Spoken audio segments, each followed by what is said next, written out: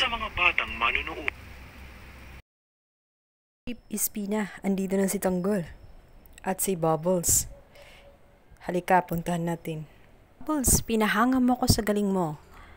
Ngayon, ibibigay ko sa inyo ang inyong parte.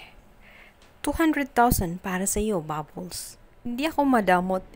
Binibigay ko sa inyo kung ano ang nararapat sa inyo. At isipin niyo na lang, nakakatulong pa kayo sa lipunan dahil ang mga pinapapatay ko sa inyo ay mga masasamang tao na hindi na dapat mabuhay sa mundo. Gol, ito naman ang parte mo. Kunin mo na at makakatulong to sa iyo at maging sa iyong pamilya.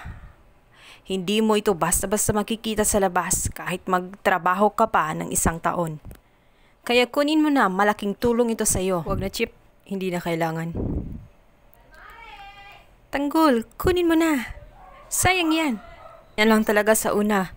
Subalit kapag ikaw ay nasanay na, siguradong mas garapal ka pa sa amin. Masasanay ka rin. Ang nais ko lang sana ay huwag niyo sisirain ng aking tiwala. Sapagkat ang aking ginagawa ay para din sa kapakanan ng lahat.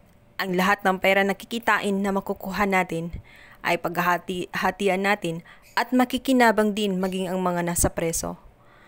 At makakatulong din yan sa iyo kung kumikita ka ng malaki kahit na nasa preso ka pa.